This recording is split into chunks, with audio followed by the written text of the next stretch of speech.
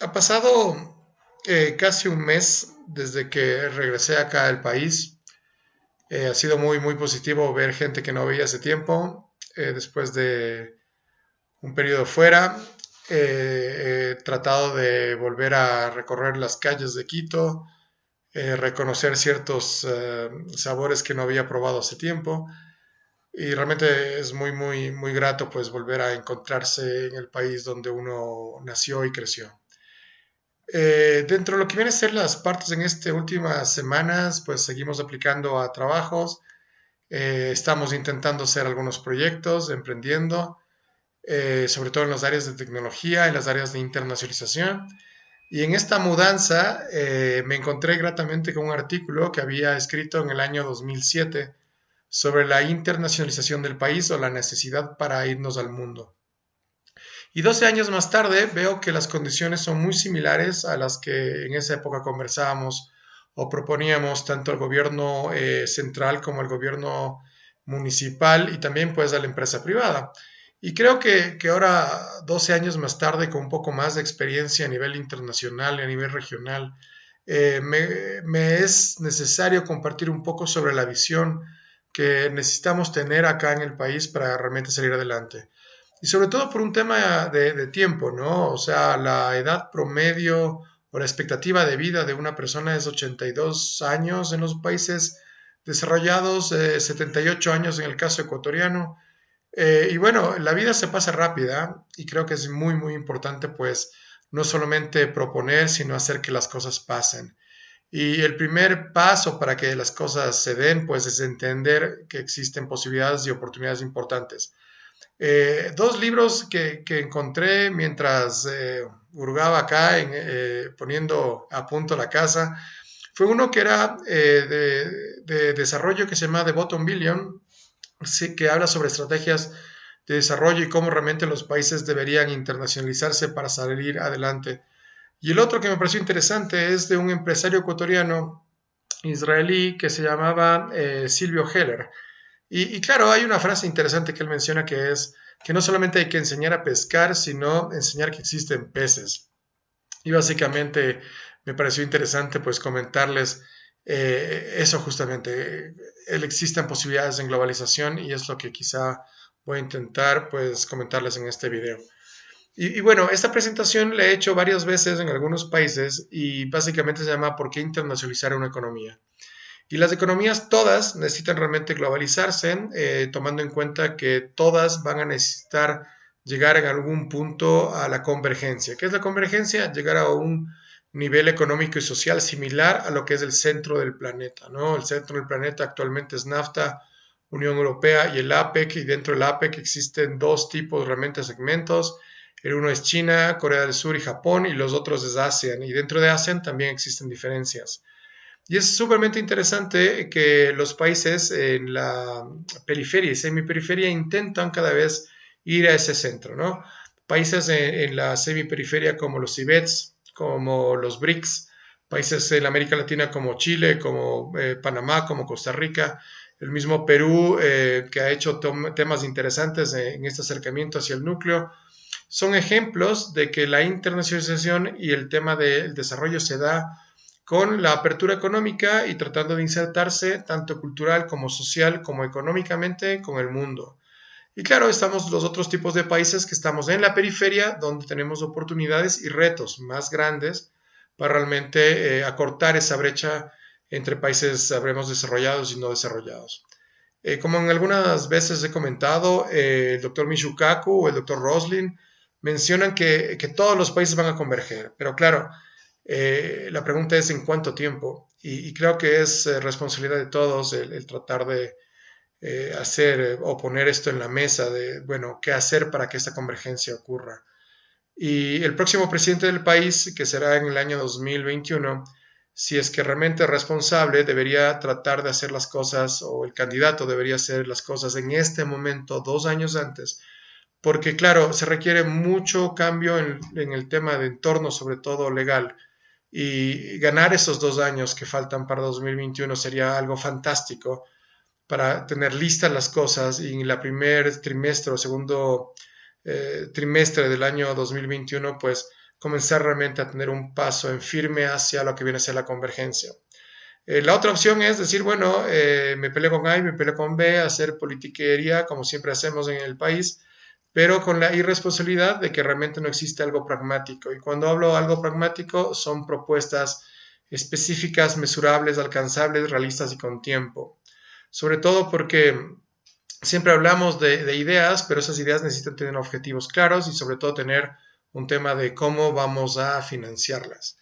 Y bueno, volviendo a la presentación, les quería comentar que algunos países realmente requieren internacionalizarse más que otros, y estos países son los que tienen una población pequeña o son pequeños en territorio, son dependientes del comercio internacional, tienen baja producción tecnológica, son oligopólicos en el tema de importadores y exportadores, y tienen una equidad media-baja.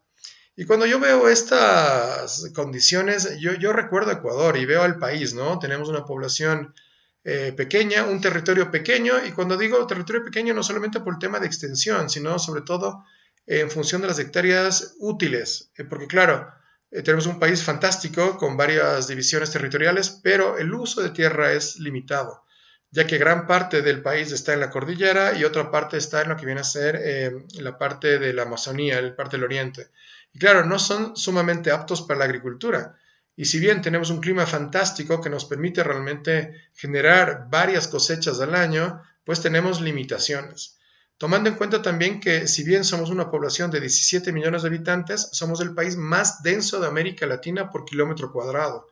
Y no estamos hacinados como algunos otros países lo están, pero en teoría deberíamos comenzar a bajar el ritmo de tasa de crecimiento para tener una sustentabilidad. Y claro, eso se logra básicamente con crecimiento económico. Y el crecimiento económico requiere tener ahorro y ahorro es igual a inversión, no necesariamente promover el consumo como se ha hecho en los últimos años, lo cual no quiere decir que esté mal, pero claro, hay que apostar en el tema de ahorro para tener inversiones que logren sustentabilidad y la sustentabilidad quiere decir que tengamos empleo y claro, teniendo empleo tendremos una familia pequeña que nos ayudaría justamente a tener pues desarrollo en el futuro. Tenemos poca población hacinada o con una densidad alta, somos dependientes del comercio internacional y cuando yo digo dependencia no solamente es en el tema de equipos, maquinarias o tecnología, sino también materias primas. Cuando nos comemos una rica menestra, ¿verdad? Que es un producto ecuatoriano con origen quizá español, estamos comiendo lenteja importada. Y si bien es interesante comer este producto, dependemos de una materia prima que es una leguminosa. Igual que la cerveza, cuando tomamos una cerveza estamos tomando también cebada importada. Y no estoy hablando de vamos entonces a cerrar la economía para producir nuestra propia cebada y nuestra propia lenteja, no. Al contrario, necesitamos exportar mucho más para importar más. Por eso somos dependientes del comercio internacional. Tenemos baja producción en tecnología y eso es básicamente por un entorno que no ayuda a la producción realmente de patentes, marcas y derechos de autor. Ahí hay otro reto interesante de cómo cambiar la ley de propiedad intelectual para dar suficiente seguridad al inventor para que este producto pues tenga protección y que el inventor que se ha esforzado pues pueda realmente tener réditos de lo que realmente está haciendo. Somos oligopólicos en comercio y eso es interesante comentar y es otro de los retos en el corto plazo para Ecuador, tratar de democratizar la importación y las exportaciones. Es curioso, por ejemplo, que cuando en la aduana existe un nuevo importador, se le pone como posible riesgo. Y no necesariamente es así, ¿no? Un nuevo importador más bien debería ser celebrado. Pero en todo caso, el reto está por mejorar los procesos, costos y tiempos en los procesos aduaneros en exportación e importaciones y adicionalmente no romper los oligopolios porque los oligopolios no necesariamente son negativos, sino bajar las barreras para que existan nuevos competidores en la economía. Es interesante que cuando uno piensa comprar un carro acá, un auto acá, está pensando en casi dos personas que mantienen la representación de la mayoría de marcas en el país. Y eso no necesariamente es malo, pero hay que bajar las barreras realmente para que existen cada vez más competidores. Hay una posibilidad muy positiva en la parte del desarrollo del comercio electrónico y para eso dos temas necesarios. Uno, despliegue de tecnología, infraestructura y dos, la parte del despliegue de una ley que ayude a la incorporación de todos en la bancarización.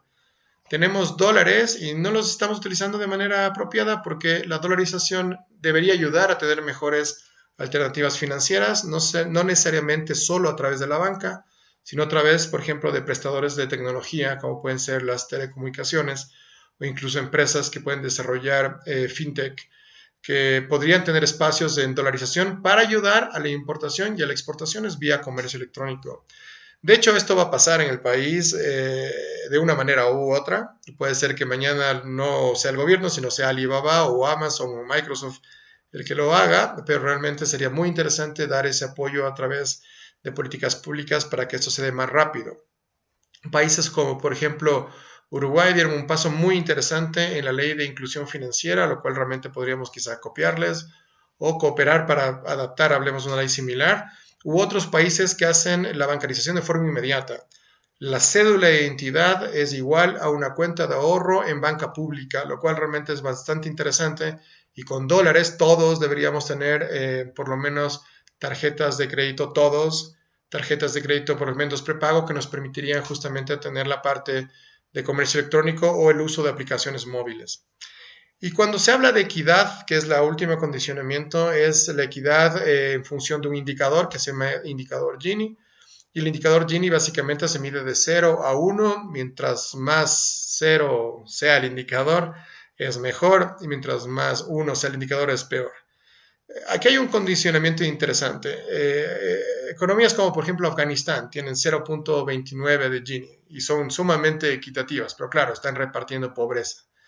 Otros países como por ejemplo Estados Unidos tienen un Gini no tan alto como América Latina, pero un Gini que hablemos no es sumamente equitativo. Pero lo importante es que el tamaño de la economía da la posibilidad que Estados Unidos tenga un cierto nivel de equidad que quizá no solamente es medido en Gini, sino a través de acceso, sobre todo a través de la parte laboral, ¿no? Un tema de tener acceso a productos y servicios de alta calidad a precios convenientes y tener la posibilidad de trabajar, que eso realmente vendría a ser un tema importante para las economías. Aquí, con una población de menos de 25 años en un 70%, es increíble que gente incluso de 30 años ya tiene problemas en lo que viene a ser la parte de tener un empleo. Y eso realmente es algo desalentador, hablemos para el desarrollo futuro y el presente del país, sobre todo por un tema importante, porque el país tiene un indicador sumamente positivo en educación, pero parecería que esas habilidades están siendo desperdiciadas porque el país no está creciendo en función de la internacionalización. De nuevo, el futuro del país no está en vender a 17 millones de habitantes, está en vender a 7 mil millones de clientes que son el mundo entero. Y eso realmente deberíamos entenderlo todos y sobre todo el tema privado y también pues el sector político que es el que toma a la final un tema de entorno y de mejor entorno. Aunque lo ideal sería dejar la economía lo más libre posible. Un tema interesante es algunos ejemplos de países que han tomado la decisión de internacionalización y no solo a nivel económico, sino también a nivel social y a nivel cultural. Y aquí un ejemplo, Singapur tiene no solamente un desarrollo impresionante a nivel humano, sino también a nivel económico. Y eso lo hace porque necesariamente Singapur no podía, en el ejemplo, en Singapore Airlines no podía volar de Singapur a Singapur. Entonces, Singapore Airlines, ¿qué es lo que hizo? Tuvo que competir en el planeta.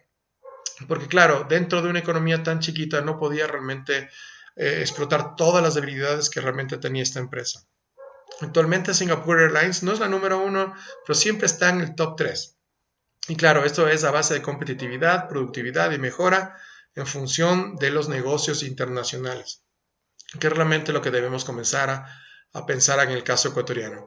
Por cierto, cuando hablamos de negocios internacionales, no hablamos solamente de exportar, sino también de importar, hacer inversiones que entran y salen. Y lo más interesante, investigación y desarrollo, que se fundamenta en marcas, patentes y derechos de autor. Un tema de internacionalización adicional es la parte de la cultura. Y cuando hablamos en el tema de globalizarnos a nivel cultural, es tomar en cuenta los valores globales culturales. Es decir, esto que no, la hora ecuatoriana, no, eso debería desaparecer. Deberíamos adoptar ciertas culturas que entienden el tiempo, es importante. La vivencia criolla, que no solamente en el país, sino a nivel latinoamericana, debería desaparecer en función de un entorno más sano, menos burocrático. Y claro, por ejemplo, adoptar el inglés como idioma oficial sería un paso extraordinario en función de la globalización. Y no vamos a dejar de ser ecuatorianos por hablar otro idioma. Más bien vamos a dar un paso adicional en obtener tecnología, conocimiento que en un 90% está en ese idioma. Y adicionalmente vamos a tener un país mucho más abierto para que nos visiten, para que estén justamente en función de turismo, etcétera. No es descabellado, por ejemplo, que en el Asia ciudades como Beijing tengan sus letreros en inglés, o en Japón que existen ciertos lugares donde uno puede acudir a hablar inglés y tener pues un apoyo en ese idioma. O al revés, en el tema de Segovia, uno encuentra letreros en chino. Entonces, encontrar, por ejemplo, señalética en otro idioma, como el inglés en el caso ecuatoriano, o que las leyes sean traducidas en función de este idioma sería sumamente positivo.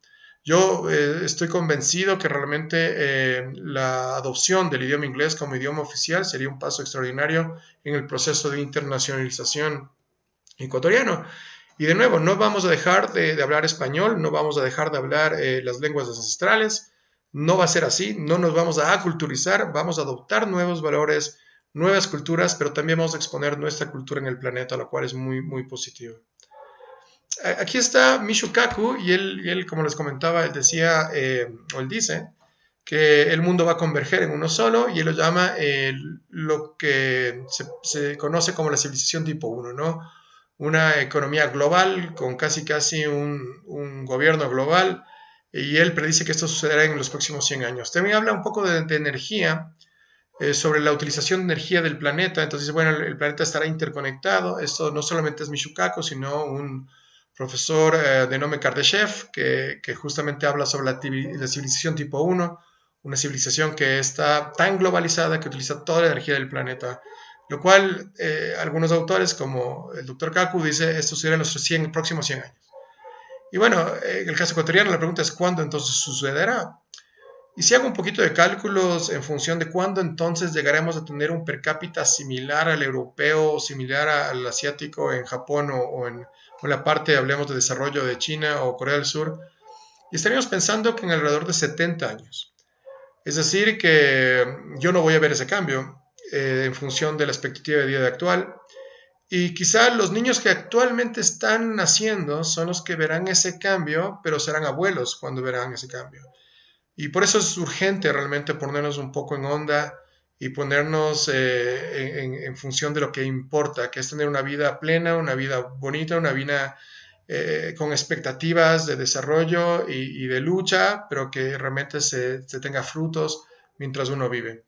Porque si no, realmente vamos a tener una vida así, con sus altos y bajos, pero realmente sin la satisfacción de ver una mejor generación en los siguientes años. Es decir, más bien quizá vamos a morir con la preocupación de qué pasará con nuestros hijos. Y eso creo que es algo que no deberíamos vivir y es algo que realmente podemos evitar si es que trabajamos. Algunos autores hablan del sacrificio de una generación para que esto suceda. Y quizá yo no estoy muy de acuerdo en el sacrificio, más bien yo creo que es la oportunidad de una generación para que esto suceda. Y eso básicamente es en función de ponernos realmente en onda y pensar que las cosas son posibles. Les comentaba de la globalización, otros autores mencionan que la consolidación y globalización se dará en el año 2030 y básicamente por dos sectores de la economía, el uno es biotecnología y el otro es tecnologías de información y comunicación. Y la biotecnología básicamente es porque vamos a todos a nacer con un manual de usuario en el año 2030 cuando el estudio de ADN cuesta alrededor de $30, actualmente cuesta alrededor de 300. Entonces todos vamos a tener un manual de usuario que nos va a permitir tener una mejor expectativa de vida y vivir más y mejor. Pero adicionalmente otros sectores, como por ejemplo la agrícola o incluso las aplicaciones en ingeniería, se darán con la biotecnología. En algún momento no vamos a construir casas, sino vamos a plantar casas. Los efectos del cambio climático que actualmente sentimos, estoy seguro que serán combatidos con la tecnología. El mundo va a ir por eso. Y claro, gran parte de ese cambio va a ir por la biotech. De hecho, si uno piensa en un producto muy cercano latinoamericano, Messi, por ejemplo, es un producto de la biotecnología. Si Messi, por ejemplo, no hubiera recibido estas hormonas de crecimiento en España cuando era preadolescente, pues quizá no tendríamos el jugador con todas las expectativas que actualmente tenemos. Messi es un producto global fruto de la biotech, lo cual es interesante. Y claro, las tecnologías de información y comunicación, que es algo muy interesante y es sumamente democrático. Hay lugares donde no existe luz eléctrica, ni agua, ni luz, pero existen tecnologías de información. Pongo un ejemplo, el 70% de Kenia, por ejemplo, se basa en función de una aplicación móvil que antes era una aplicación SMS, tecnología básica de telecomunicaciones, para comprar o pagar, lo cual el 70% de su PIB se da en esta aplicación.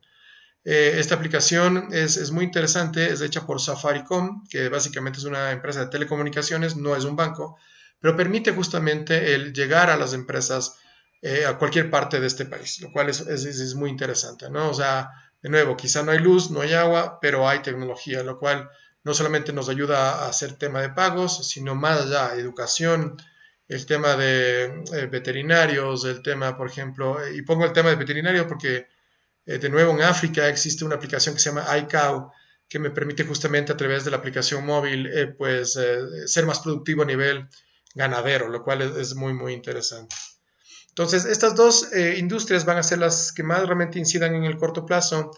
Y claro, hay que hacer políticas públicas enfocadas en que estas sean de mejor distribución en la economía. Por ejemplo, en el caso ecuatoriano, se hizo un indicador Gini en tecnologías de información y comunicación por ejemplo, salía que la parroquia Cumbaya tenía el mejor nivel de tecnología del país.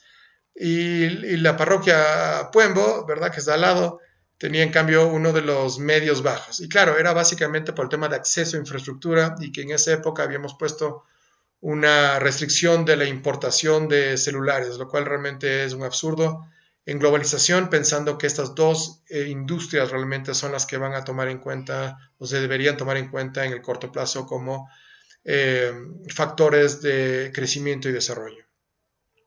Este es el mundo en lo que viene a ser el tema de comercio. Estos son todos los diferentes acuerdos comerciales que existen. Como les había comentado, NAFTA, Unión Europea, el consenso BEST, que se llaman Beijing, Seúl, Tokio, Asia en abajo, en América Latina, Mercosur, CIECA, Comunidad Andina, CARICOM. Y aquí algo interesante. Latinoamérica tiene un sistema creado por el doctor Prebisch en los años 50, que es perfecto para integrarnos como realmente un tema de economía y buscar realmente un tema de desarrollo regional, que es el Tratado de Montevideo de 1960, después 1980, 1948 la creación de la CEPAL, la creación del BID en los años 50, y claro, tenemos la infraestructura para hacerlo, la institucionalidad para hacerlo, pero quizá ningún país lo está tomando en cuenta para hacer un plan de desarrollo regional. Cuando se hablaba en los años 70 de la sustitución de importaciones, se piensa mucho en la política de Prebisch, diciendo, bueno, él pensaba en que deberíamos poner aranceles altos para generar industria, porque la industria era la idea fuerza, y respuesta sí, pero cuando uno lo lee, él no se refería a que un país se cierre, sino se refería a que la región en conjunto coopere para buscar cadenas de valor y que existan pues fábricas regionales. Pero claro, algunos países lo entendieron mal o lo entendieron bien, pero no lo supieron aplicar y ahora vivimos muchos países que ponemos aranceles enormes y le apostamos a industrias locales que realmente no tienen futuro o que no tienen realmente competitividad global. Y eso es un desperdicio de recursos. Aquí, por ejemplo, el mapa del mundo es interesante que antes se pensaba en que más grande el país, más desarrollo, geopolítica. Actualmente es el país que más genera tecnología, el que tiene más alternativas de desarrollo global. Y por eso hay países pequeñitos que realmente son 100 veces más pequeños que quizá Rusia, China, Estados Unidos o Brasil, pero son mucho más competitivos que estos gigantes. Y realmente entonces eso nos dice que en globalización las oportunidades para realmente salir adelante están. Lo que falta es la decisión para hacerlo y la voluntad para hacerlo. Es interesante que actualmente existe más estadística, más tecnología y más recursos para hacerlo. Pensando un poco en la integración regional, antes se tenía un solo banco de desarrollo que es BID, actualmente tenemos dos, BID y CAF. Tenemos mejor tecnología, mejores alternativas de estadística, entonces no debería haber pretexto para que esto suceda o para que el desarrollo regional o por país pues suceda. Lo que quizá falta es un plan de acción y alguien que lo lidere. Un tema adicional que les quería comentar acá es, por ejemplo, el tema de los mapas de exportaciones. Y aquí claramente se ven estos tres núcleos de países que realmente consolidan el 82% del comercio mundial, que es NAFTA, ¿verdad? Que lo vemos acá, que es Unión Europea, y claro, el Asia, ¿no? Que es básicamente China, Japón, Corea, y acá abajo está ASEAN. Esto por acá que vemos como una cosita que sobresale de América Latina es Brasil, y aquí tenemos Argentina. México está dentro de lo que viene a ser NAFTA, entonces, claro, se lo toma en cuenta como una cadena de valor regional en el norte. Pero algo interesante es esta diapositiva que ustedes ven acá, que en cambio aquí es el nivel de exportaciones por región. Y claro, América entera es poquito, ¿no? Es muy, muy poquito. Y las buenas noticias es que el hardware ya deja de ser tan interesante, porque claro, los fuertes en hardware son los asiáticos, como se ve acá, y el software es donde realmente está el protagonismo futuro, ¿no? Pensemos en el iPhone es hardware, claro, pero el costo del iPhone está en el software. Esto que vemos un poquito por acá es Zona Franca Manaus, donde se fabrican o se ensamblan algunos temas de tecnología, como televisiones, como celulares, pero claro, hay que tomar en cuenta que la mayoría de exportaciones que se dan desde Manaus hacia la región es por el Acuerdo 59, que es una desviación de comercio, no es una creación de comercio. Quizá para nosotros es mucho más barato o debería ser más barato comprar en el Asia, si es que tuviéramos acuerdos pues cero arancel, como si los tiene Chile o si los tiene pues Perú. Como les comentaba, los megabloques comerciales, ¿verdad? NAFTA, Unión Europea, APEC, el centro, este es el centro del planeta, la periferia somos nosotros, Ecuador, algunos otros países, la semiperiferia, algunos países que están en transición y que están haciendo esfuerzos muy importantes para que esta convergencia pues suceda en un menor tiempo. Y esta diapositiva a mí me parece muy interesante porque tiene 52 indicadores resumidos en 4 pilares. No está toda América Latina, están 13 países, pero por ejemplo aquí se habla de desarrollo humano, se habla de capacidad económica, se habla de la facilidad de hacer negocios, muy importante, medido en el Doing Business, y se habla de uno que a mí me encanta, que es el nivel de tecnología medido en el Network Readers Index, que básicamente es un indicador que te dice en qué nivel de tecnología estamos. Y Ecuador está acá, y el peor que tenemos en el indicador es el de facilidad para hacer negocios. Y eso es algo preocupante, porque si queremos tener trabajo, si queremos realmente que las empresas privadas se internacionalicen, si queremos exportar más, tenemos entonces que arreglar este tema de creación de empresas, cierre de empresas y la parte de contratación. Algunas veces nos automentimos, ¿no? Y decimos, no, pero en 6 días una empresa puede estar lista en el caso ecuatoriano. Y eso es siempre y cuando se tengan los documentos habilitantes. Y claro, esos documentos habilitantes son los que realmente hacen o no un negocio. Pensemos que el indicador de New Business también habla, por ejemplo, de la política fiscal. ¿Cuánto tiempo dedicamos en pagar impuestos? Y en el caso ecuatoriano se dedica 4 meses a pagar impuestos. Y claro, no voy a decir que está mal pagar impuestos, está bueno pagar impuestos si existe calidad de gasto. Pero lo que está mal es que dediquemos un tercio del año en temas burocráticos. Entonces, existe suficiente estadística, está sumamente claro en las páginas web que manejan estos indicadores, qué hacer, dónde hacer y cómo arreglarlo en función de pasos, costos y tiempos. El futuro de esto debería ser llegar a lo que es Nueva Zelanda, ¿no? Nueva Zelanda se puede abrir una empresa en un día con cero costo y con una aplicación móvil, lo cual realmente es fantástico. Mucha gente dice, no, lo que pasa es que ellos son distintos, aquí hay mucha viveza criolla. Bueno, nos toca tener una sociedad de confianza. Por ejemplo, alguna vez nosotros hablábamos en gobierno electrónico cuando trabajaba en eso, de que ya no debería haber notarios en el país, o si debería haber notarios, cualquiera debería ser notario. Porque la gran pregunta que yo me hacía en esa época era, ¿cuál es el valor que da un notario? ¿Y por qué en Estados Unidos, si bien tiene un tipo de legalización distinta, aquí en el país no se podría hacer algo similar? Yo creo que es algo que deberíamos pensar, ¿no? La sociedad de confianza es algo que también debemos trabajar para que la facilidad de hacer negocios pues se dé. Me encantaría profundizar en este tema, seguro vamos a hacer un video sobre ese tema específico porque es clarísimo qué hacer, dónde actuar y cómo hacerlo. Y por eso yo comencé el video diciendo si existe un candidato presidencial o si el próximo presidente pues quiere cambiar este tema para desarrollo y para tener una convergencia más rápida, pues debería comenzar a actuar ya en este momento, ¿no? 2 años fácilmente son necesarios para arreglar el tema legal que se requiere realmente para que esto funcione. Yo creo que la Asamblea no lo va a hacer nunca, jamás. Yo creo que la presidencia podría hacerlo si es que tiene realmente los datos y la voluntad. Y opción C, que es mi favorita, es hacer casi que es una primavera árabe exigiendo básicamente que esto se corrija. Pero claro, es necesario conocerlo para que realmente nos demos cuenta que estamos perdiendo el tiempo con el no hacer nada sobre este indicador. Un tema adicional que también es importante es manejar el tema de tecnologías de información y comunicación y la capacidad económica. La capacidad económica ecuatoriana, si bien no está tan mala en función de la comparación regional, es necesario compararnos con otras regiones, esencialmente el ASEAN, y ahí sí que estamos mal. Y ahí nos decimos, pues básicamente el país debe irse al planeta, debe irse al mundo. 7,000 millones de posibilidades que clientes, ya no hablar de pymes, sino hablar de pymes, pequeñas y medianas empresas de exportación, consorcios de exportación, cooperativas de producción con fines de exportación, franquicias con fines de internacionalización y la cultura internacionalizada desde afuera hacia adentro y desde dentro hacia afuera. Es sumamente importante comenzar a pensar en eso.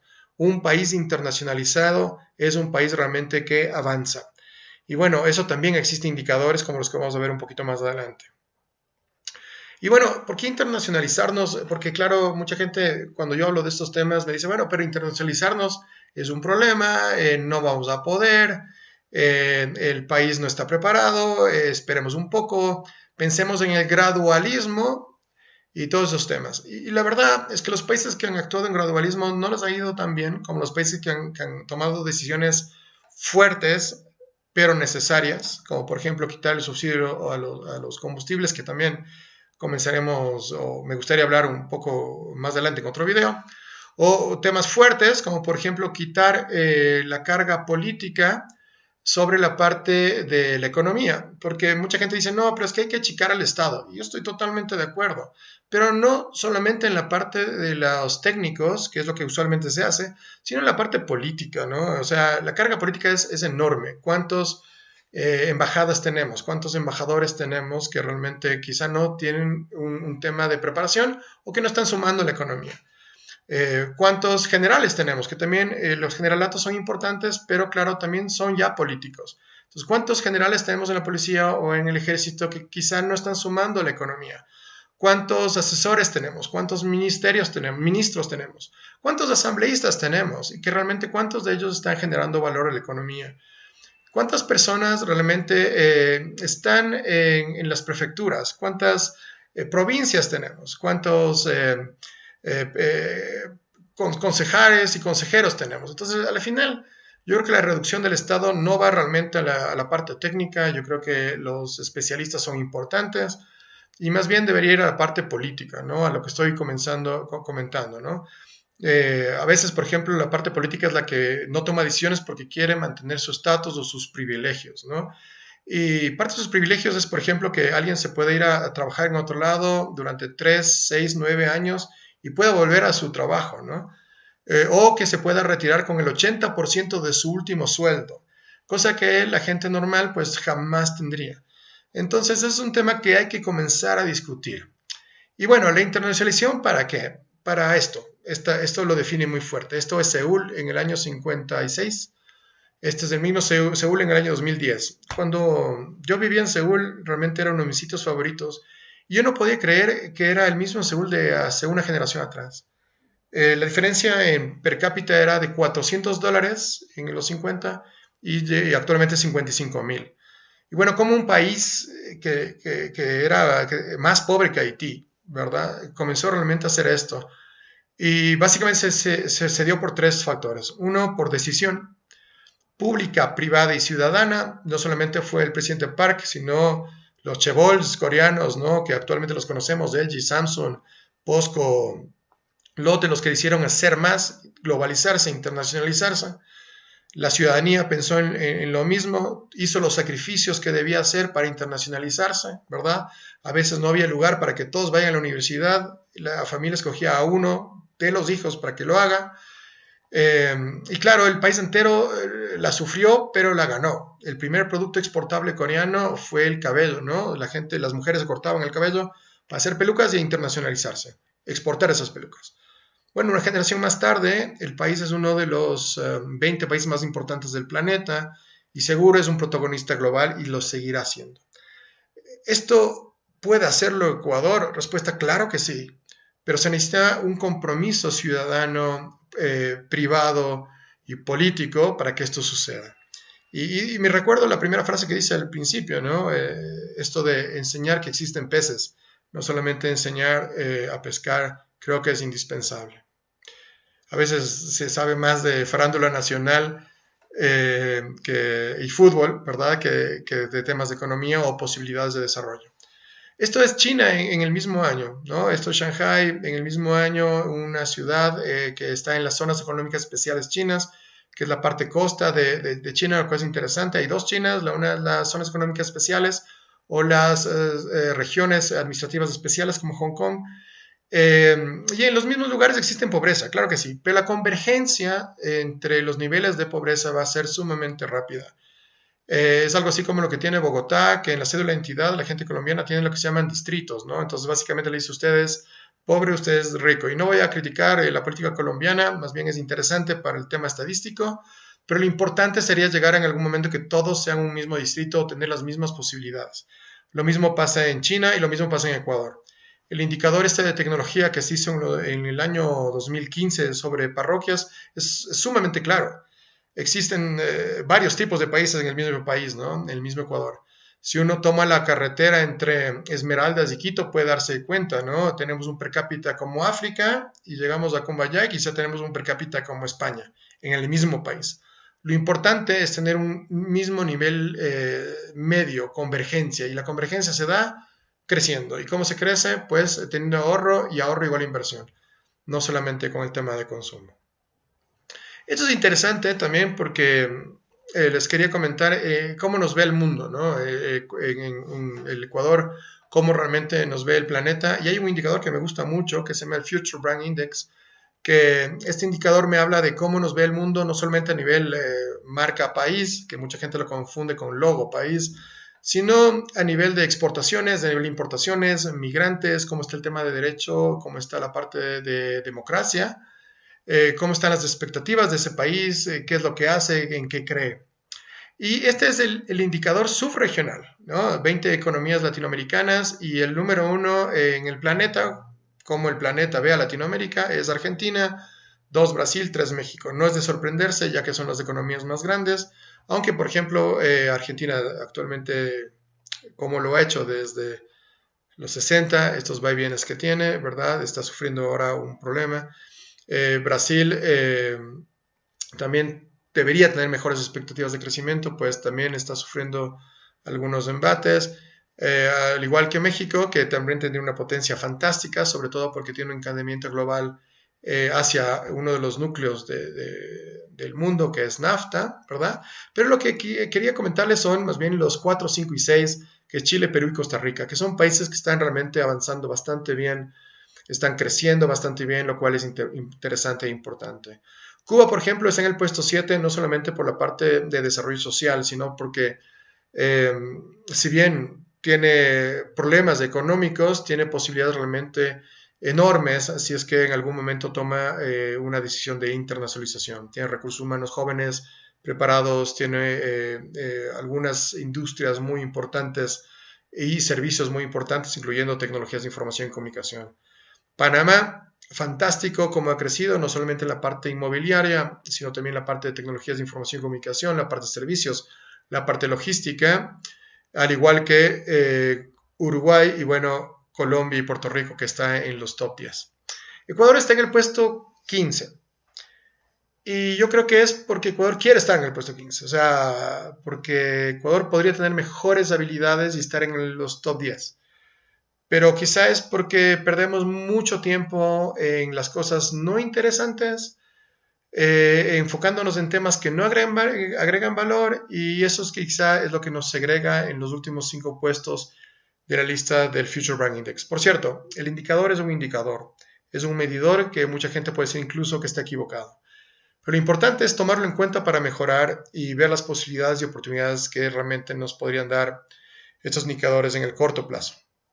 En el caso ecuatoriano, es un país con todas las posibilidades de un incremento acelerado si es que comenzamos a quitar lo que, por ejemplo, el Banco Interamericano de Desarrollo llama desperdicios, ¿no? Y desperdicios también entra la parte de corrupción, pero también entran ciertos subsidios que no generan valor. Ejemplo, los subsidios a la gasolina que les comentaba que íbamos a hablar en otro video, pero es importante comentarles que cada día nosotros quemamos dinero que podría ser enfocado en la salud pública o en la educación o en infraestructura. Y cada día eso pues realmente no nos ayuda a recobrar ni el tiempo ni el dinero.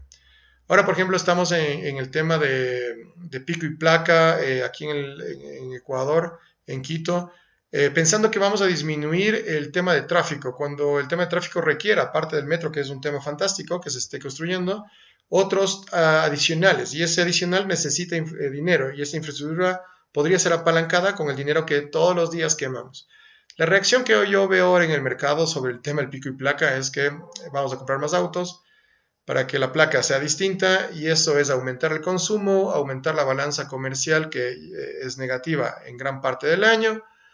Y bueno, va a haber un par de beneficiarios que van a ser los importadores oligopólicos. Realmente es una muy mala idea. Lo importante quizás sería es tomar la confianza de retirar el subsidio de las gasolinas e imponer justamente la parte de llegar a generar infraestructura y mejor aún mejorar nuestro sistema de salud. Y ahí tenemos que tomar una decisión como sociedad. O queremos quemar dinero en motores o queremos tener salud pública. Un ejemplo puntual, el galón de gasolina cuesta $2 o $3, creo que la super, eh, y un electrocardiograma cuesta 100. Bueno, tenemos que ver entonces qué queremos, ¿no? Gasolina barata o salud cara. Simplemente para ponerlo en contexto. Este es el indicador de tecnología que les había comentado adicionalmente, el Neural Readiness Index.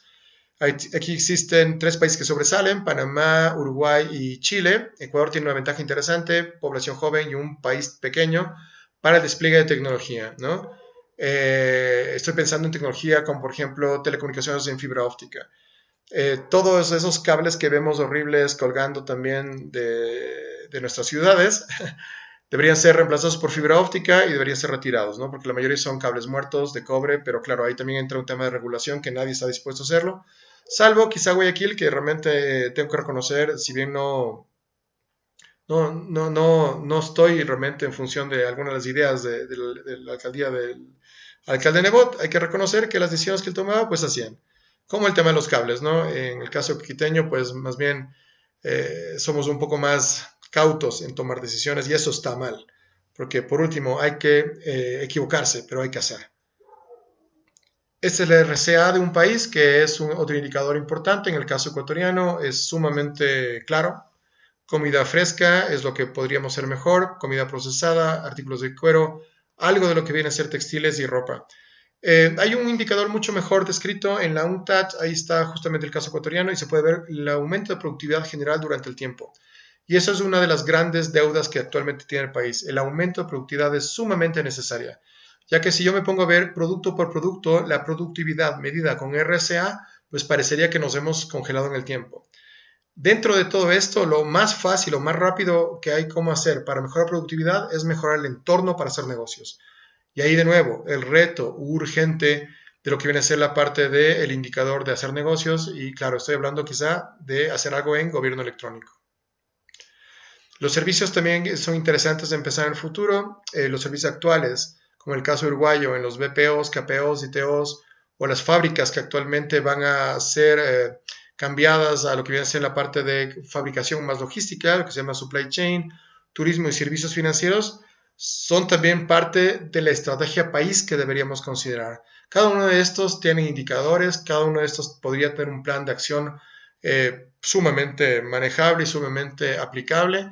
Y claro, lo que es necesario entonces es considerar cada una de las industrias como un todo. Los sistemas y subsistemas son importantes en la integralidad de un país. Y claro, desechar lo que no suma, industrias que no suman, servicios que no suman o donde no tenemos realmente posibilidades. porque realmente la naturaleza no nos dio esas alternativas o porque realmente el país es muy pequeño para realmente apostar a cosas que realmente no podrían darse en el corto plazo. Y voy a terminar con esto, que para mí es lo más importante del mensaje de este video, que lo hago de nuevo por ser casi mi primer mes de regreso al país. Y es la parte de que es urgente alinear la política comercial del país, es decir, la política de exportación e importaciones de productos y servicios, el tema de inversiones y propiedad intelectual, pensando en un todo como negocios internacionales. Es sumamente interesante conocer cuál es la política de convergencia en políticas de tecnología. Sería fantástico pensar en una consolidación en el puesto 30 en el indicador de Network Readiness Index.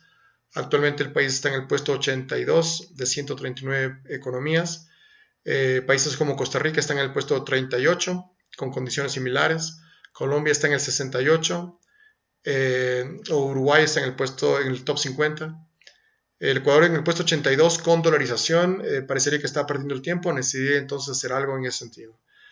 Y claro, la política industrial. La industria es una de las ideas fuerza que requiere una economía para el desarrollo, al igual que las ideas fuerzas de tecnología y comercio. Y aquí lo vemos sumamente claro. El PIB de un país es consumo, gobierno, inversiones, exportación e importaciones.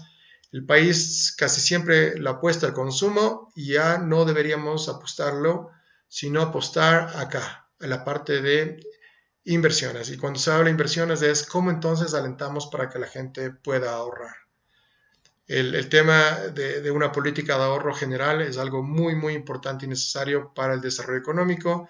¿Y ahorrar para qué? Bueno, para la tecnología. Ya que en este cuadrito ustedes ven lo que se llama la frontera total de producción.